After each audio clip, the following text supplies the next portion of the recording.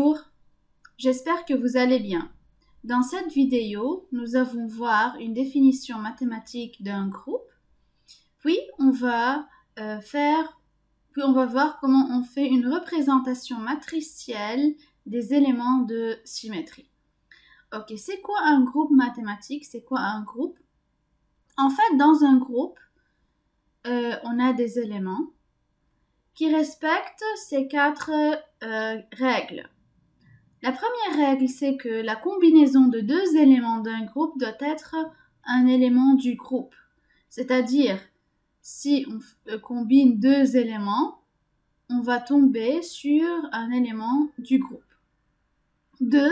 Un élément du groupe doit rien faire E. C'est-à-dire que l'identité doit être forcément un élément de ce groupe.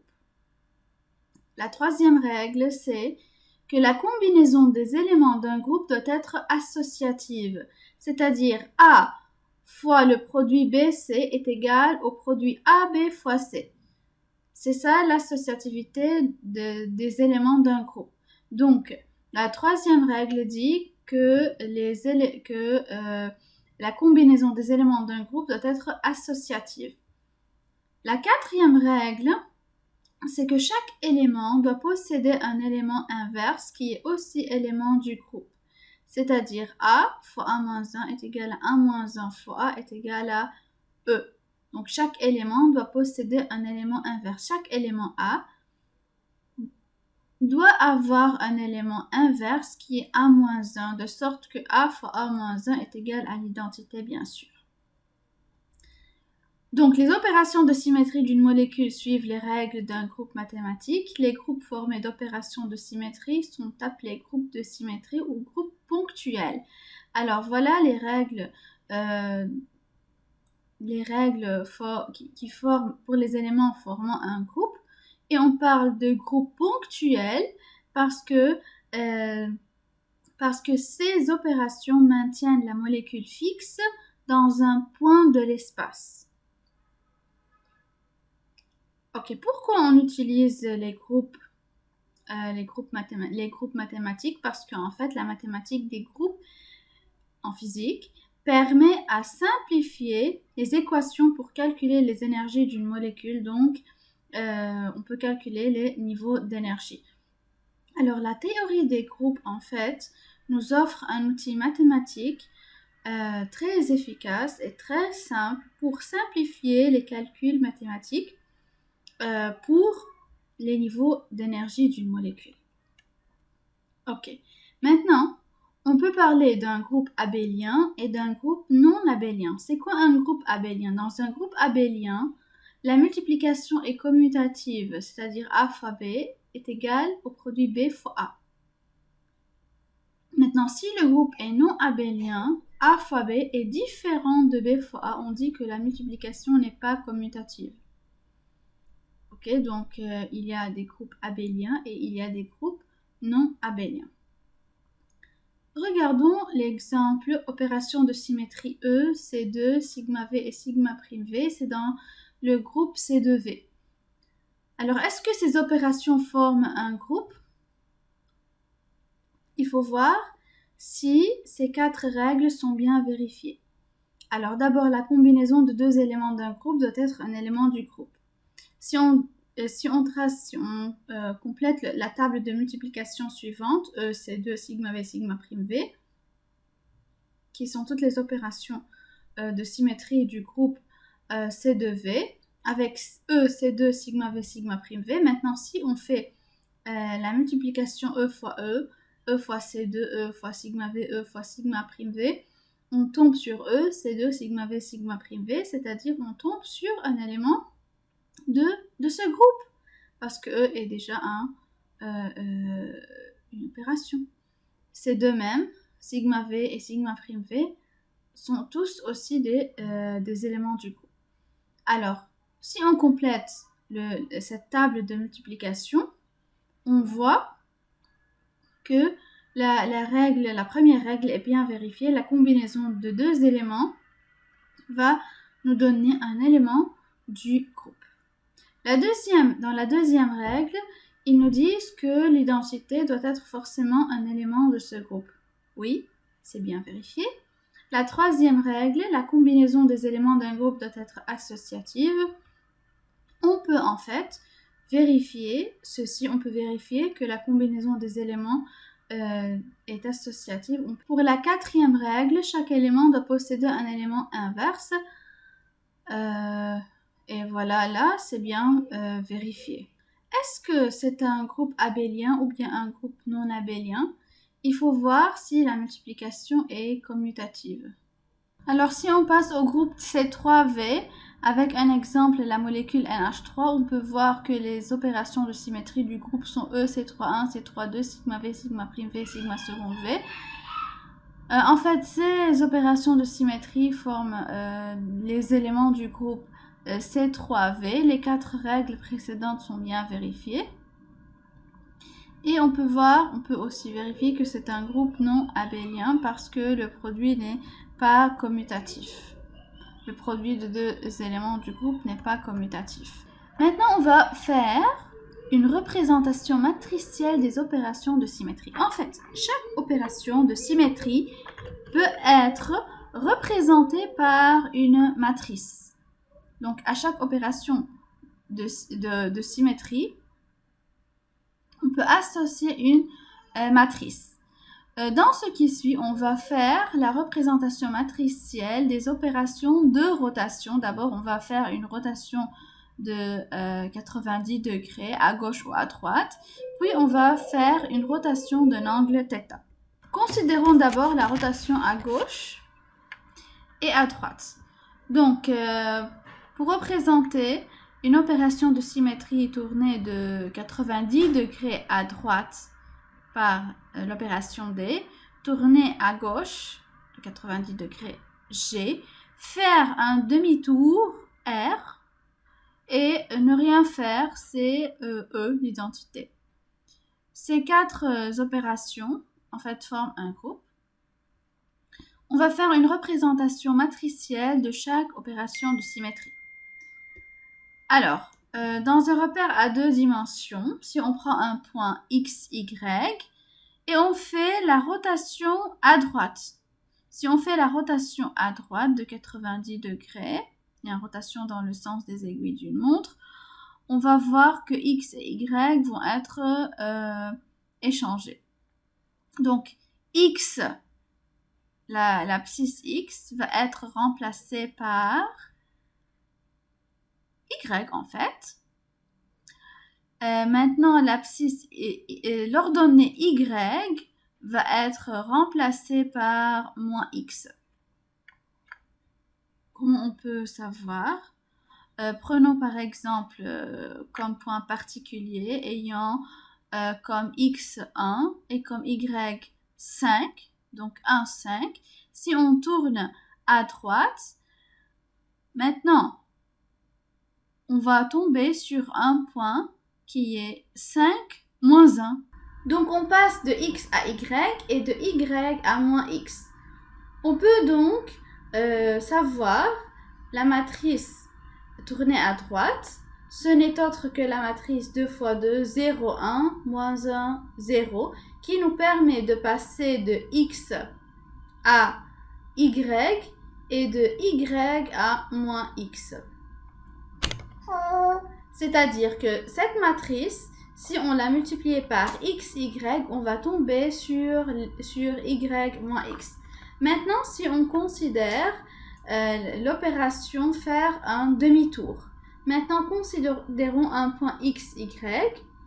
Donc, faire un demi-tour revient à passer de ce point-là à ce point-là. Donc, on passe de x à moins x et de y à moins y. Donc, l'opération faire un demi-tour peut être représentée par une matrice moins 1, 0, 0, moins 1. Maintenant, regardons la matrice tournée, ou bien regardons l'opération tournée à gauche. Tourner à gauche revient à donc faire cette opération, c'est passer de x à moins y et de y à plus x. Donc ceci peut être représenté mathématiquement par la matrice tournée à gauche égale 0, moins 1, 1, 0. C'est-à-dire que x va être transformé en moins y et y va être transformé en plus x. Maintenant, l'opération identité est simple, c'est 1, 0, 0, 1. On peut vérifier que ces 4 matrices ou bien ces 4 opérations constituent un groupe. On peut vérifier par exemple que l'élément inverse de G est D, parce que D fois G peut donner l'identité. Donc ici on prouve que la multiplication ou bien la combinaison de deux opérations ou bien la combinaison de 2 éléments du groupe va donner un élément du groupe.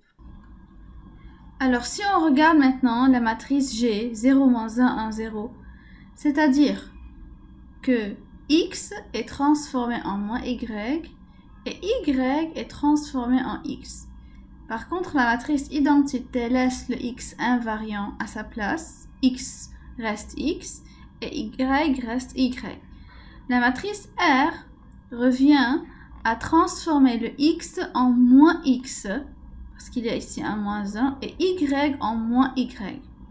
Alors que la matrice D revient à transformer le x qui était là en y et le y qui était là en moins x. C'est ainsi qu'on peut lire ou bien qu'on peut construire les matrices qui représentent les opérations de symétrie. Maintenant, on va voir comment on peut représenter les opérations de rotation d'un angle θ. Donc dans ce qui est précédent, on a vu des représentations matricielles des opérations rotation d'un angle 90 degrés à bien 280 degrés à gauche ou à droite. Maintenant, on va faire une généralisation de la matrice rotation d'un angle θ. Considérons un vecteur R dans le plan à 2 dimensions, donc dans un repère x, y. R peut être écrit par xi plus y suivant j. On peut aussi l'écrire en coordonnées polaires, donc voilà le vecteur R. R est égal à x suivant i plus y suivant j. On peut représenter R différemment par une autre écriture. Donc c'est R cosinus alpha i plus R sinus alpha j.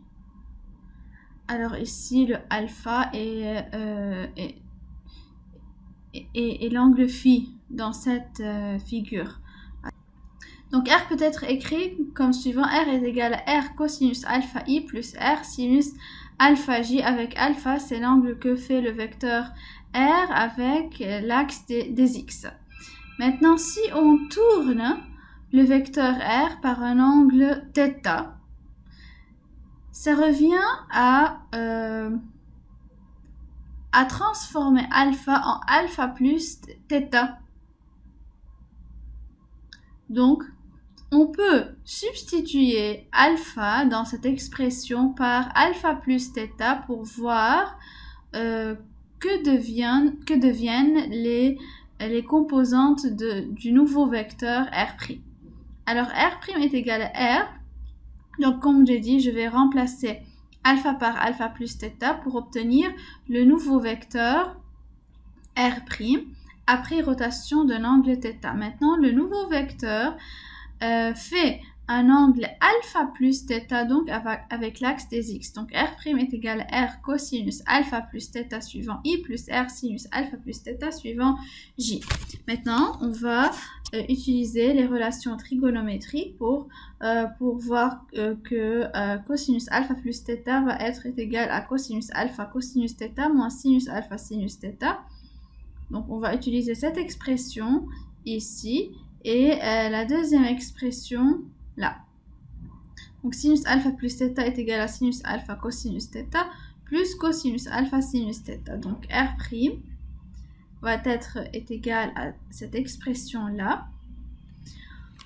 Ensuite, on va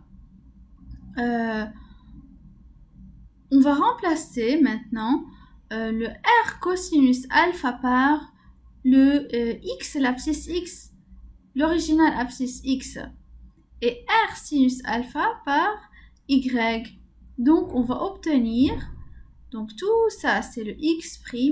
Donc, X' est égal à,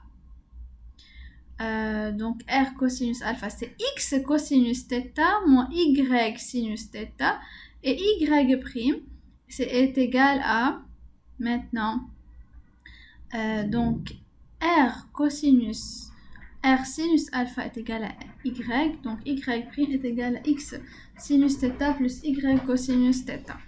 Maintenant, on peut écrire la matrice rotation de l'angle θ sous forme matricielle comme suivant. Cosinus θ moins sinus θ cosinus θ.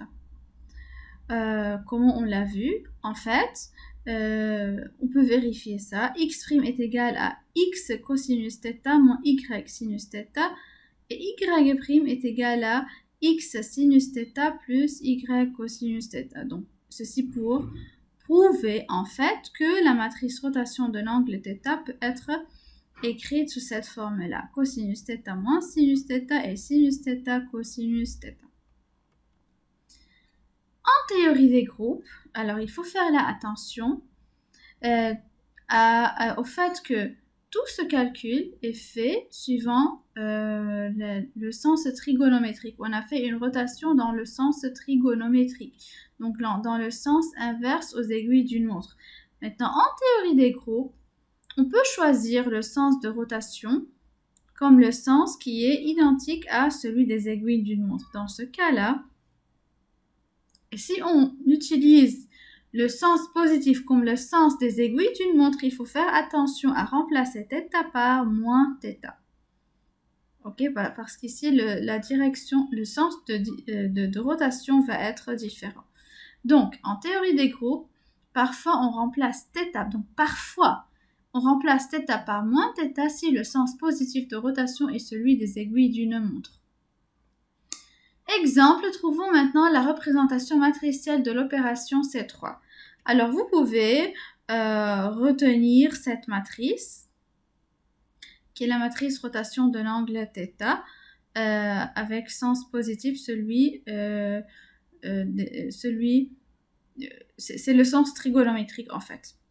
Donc, vous pouvez mémoriser cette matrice et remplacer θ par l'angle correspondant. Donc maintenant, l'opération C3, c'est-à-dire que l'angle de rotation est égal à 2π sur 3. Donc l'opération C3 correspond à une rotation de 120 degrés autour de l'origine. Si la rotation est dans le sens des aiguilles d'une montre, donc comme j'ai dit, il faut remplacer θ par moins θ. Donc là, θ est égal à moins 2π sur 3. On peut écrire la rotation par rapport à Z, comme suivant. Donc, c'est une matrice ici, 3 fois 3, comme on a déjà dit. Donc, cosinus θ moins sinus θ, cosinus θ, avec θ est égal à moins 2π sur 3, et on va tomber sur cette écriture matricielle.